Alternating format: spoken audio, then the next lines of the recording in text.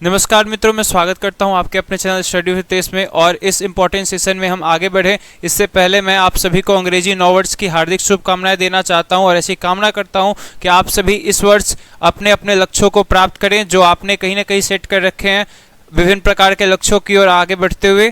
तो चलिए इस सेशन में आगे बढ़ते हैं और इस सेशन में आप जानेंगे यूपी सीपी नेट प्रवेश परीक्षा से रिलेटेड सारी जानकारी जो आपको जाननी चाहिए। देखिए, हमने ऑलरेडी एक सेशन में सारी eligibility criteria, exam process, exam फी और ये सारी चीज़ें ऑलरेडी कवर कर रखी है। इस वीडियो के डिस्क्रिप्शन में जाके उस वीडियो को आप चेकआउट कर सकते हैं।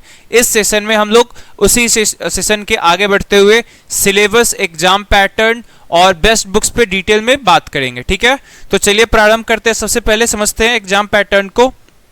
देखिए, आप एलिजिबल हैं अगर आप 12th पास आउट हैं और आप यूपी के अस्थायी निवासी हैं। इस एग्जाम के लिए आप पात्र हैं उसी कंडीशन में अगर आप 12th पास आउट हैं और यूपी के अस्थायी निवासी हैं। इस चीज़ को ध्यान में रखते हुए आगे बढ़ते हैं। अब हमारे पास दो पेपर्स होते हैं, पेपर 1 और पेपर 2।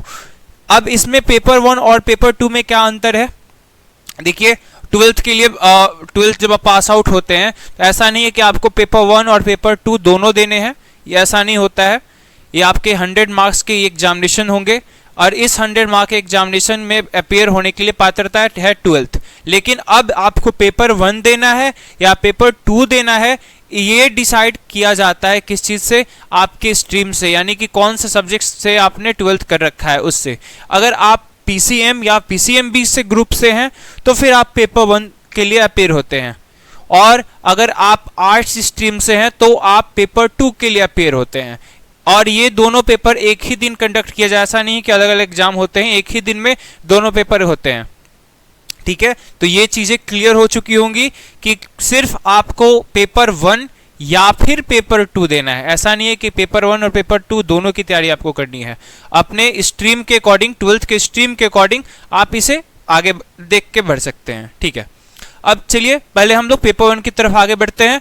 देखिए, इसमें आपके पास 3 सब्जेक्ट्स होते हैं, फिजिक्स, केमिस्ट्री, मैथमेटिक्स। ठीक है, फिजिक्स से आपके 34 मार्क्स होते हैं, केमिस्ट्री से 33, मैथ से 34। हाँ, अगर आप बायोलॉजी से हैं तो आपके लिए मैथ्स के जगह बायो आ जाता है 34। और अगर आप दोनों स्ट्रीम को फॉलो करना चाहते हैं तो वो भी आपके पास ऑप्शन रहेंगे, आप मैथ्स और बायो दोनों के एग्जाम दे सकते हैं। अब ये नंबर 34 प्लस आपके लिए और बढ़ जाएगा, ऐसा हो सकता है। ठीक है, यानी आपके लिए सिचुएशन क्या हो गई कि फिजिक्स, केमिस्ट्री, मैथ्स और बायो। तो पीसीएमबी वाले जो स्टूडेंट है वो ऑप्ट कर सकते हैं अपनी चॉइस के अकॉर्डिंग, और पीसीबी वाले जो स्टूडेंट हैं उनके लिए भी ये रास्ता खुला रहेगा कि वो फिजिक्स, केमिस्ट्री और बायो को देंगे। ठीक है, तो आपके क्वेश्चंस फिजिक्स से आ रहे हैं 34, केमिस्ट्री से 34, मैथ या फिर बायो से 34 आ रहे हैं। ठीक है, तो आपके पास टोटल क्वेश्चंस कितने हो गए? 100। एक क्वेश्चन है 1 मार्क का, एक क्वेश्चन है 1 मार्क का, और किसी भी प्रकार की कोई भी नेगेटिव मार्किंग देखने को यहाँ पे नहीं मिल रही है। आपको किसी भी प्रकार की कोई नेगेटिव मार्किंग देखने को नहीं मिल रही, यानी कि आपको हर एक क्वेश्चन को अटेम्प्ट करना है। अब दूसरे तरफ आते हैं, आर्ट्स स्ट्रीम के स्टूडेंट्स के लिए जनरल हिंदी रहेगा 20 क्वेश्चंस, जनरल इंग्लिश रहेगा 20 क्वेश्चन और जीएस भी रहेगा 60 क्वेश्चन, यानी टोटल हो गए आपके 100 क्वेश्चन। सेम यहाँ पे भी आपको एक क्वेश्चन के 1 मार्क्स मिलेंगे और किसी भी प्रकार का कोई निगेटिव मार्किंग देखने को नहीं मिल रहा है।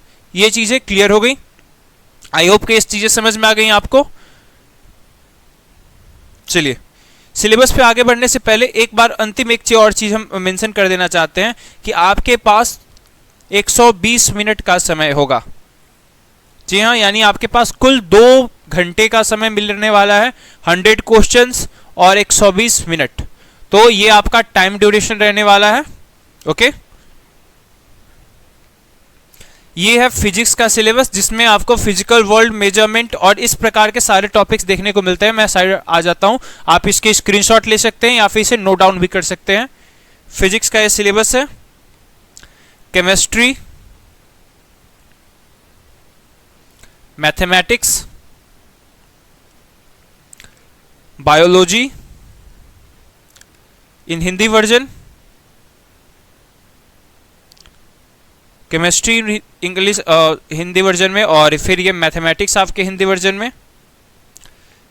इसके बाद बायोलॉजी हिंदी वर्जन में, पॉज करके आप इसे स्क्रीनशॉट ले सकते हैं। और ये है आपके जनरल हिंदी और जनरल इंग्लिश का सिलेबस। जनरल इंग्लिश में आपके antonym, synonym, fill in the blanks, grammatical चीज़ें आती हैं। अब हिंदी में क्या आती है, शब्दावली आती है, व्याकरण आती है और व्यावहारिक संरचना, यानी कि जैसे संधि विच्छेद हो गए, शब्दों को जोड़ मिलाप, इस प्रकार के जो प्रश्न हो जाएंगे। उसके साथ ही साथ आपकी शब्दावली यानी कि वर्तनी की टेस्टिंग की जाएगी, यानी शब्द कौन सा शब्द सही है, किसकी वर्तनी सही है, उस प्रकार के प्रश्न हो सकते हैं, क्योंकि कुल 20 क्वेश्चन ही है। और फिर विभिन्न व्याकरण से प्रश्न हो सकते हैं, उसके परिभाषा से जुड़े हुए प्रश्न हो सकते हैं, भेद से जुड़े प्रश्न हो सकते हैं। ठीक है, तो इसके डिटेल सिलेबस आप चेकआउट कर सकते हैं नोटिफिकेशन से, क्योंकि नोटिफिकेशन में सारे टॉपिक्स को स्पेशली मेंशन किया जाता है। ये जस्ट फॉर सैम्पलिंग है प्रीवियस ईयर नोटिफिकेशंस के अकॉर्डिंग। आप जैसे नोटिफिकेशन आता है वहां से इस चीज़ों को चेकआउट कर सकते हैं। ठीक है, इंग्लिश की बात रह गई तो इंग्लिश में भी आपके वर्ड से antonym, synonym, one word, idioms, phrases, इस प्रकार की चीज़ें आ जाते हैं। ग्रामेटिकल में फिल इन द ब्लैंक्स आ जाते हैं, reading comprehension, error correction, spelling error, ये सारी चीज़ें आपको देखने को मिल जाती हैं। यानी कि 3 पोर्शन आप देख सकते हैं। एक वोकैब का सेक्शन हो जाता है जिसमें वर्डोलॉजी से रिलेटेड सारी चीज़ें हो गई। दूसरा ग्रामेटिकल सेक्शन हो जाता है जिसमें फिल इन द ब्लैंक्स और करेक्शन से रिलेटेड हो गए, और आइटम्स एंड फ्रेजेस भी आपके वोकैब में ही सेक्शन में आ जाते हैं। और तीसरा और रीडिंग स्किल का पोर्शन होता है जो कि होता है जनरल इंग्लिश से, बट ओवरऑल नॉलेज आपको चाहिए होगी कंप्रीहेंशन का, यानी कि एक चीज़ों को ऑब्जर्वेशन और रीडिंग स्किल के अकॉर्डिंगली आप इसे समझ सकते हैं। ओके, ये है जीएस का सिलेबस। जीएस में आपको स्टैटिक और नॉन स्टैटिक जीके देखने को मिलता है। देखिए, स्टैटिक जीके वो होता है जो चेंज नहीं होने वाला है, जैसे राजधानी, कहाँ की करेंसी क्या है, स्थान से जुड़े हुए जो प्रश्न रहते हैं, या फिर कुछ नीतिगत चीज़ों में संविधान से जुड़े, ये सब स्टैटिक जीके का कहीं ना कहीं पोर्शन है। नॉन स्टैटिक जीके क्या होता है, जैसे राज्यपाल, प्रधानमंत्री, मंत्रिमंडल, ये सारी चीज़ों में बदलाव आते रहता है। किस देश के कौन से प्रधानमंत्री है, तो इसके अकॉर्डिंग बदलाव आपको देखने को मिलते रहता है समय समय पे। तो ये नॉन स्टैटिक जीके का पोर्शन हो गया या जीएस का पोर्शन हो गया। और जनरल साइंस में सिर्फ ये आपको, ऐसा नहीं है कि जीके का ही पोर्शन आता है, आपको जनरल साइंस में साइंस से जुड़े भी हुए प्रश्न भी आ जाते हैं। जैसे साधारण तौर पे आपको पता है कि फिजिक्स, केमिस्ट्री और मैथमेटिक्स के 10th लेवल तक के जो बेसिक कॉन्सेप्ट्स होते हैं उससे आपको ध्यान देना होता है। ठीक है, आई होप कि ये जो चीज़ें हैं आप अच्छे तरह समझ पा रहे हैं। अगर फिर भी अगर आपके कोई डाउट रह जाते हैं तो कमेंट करके पूछना ना भूलें। ठीक है, आने वाले सेशंस में चीज़ों को प्रखर रूप से कवर कर दिया जाएगा।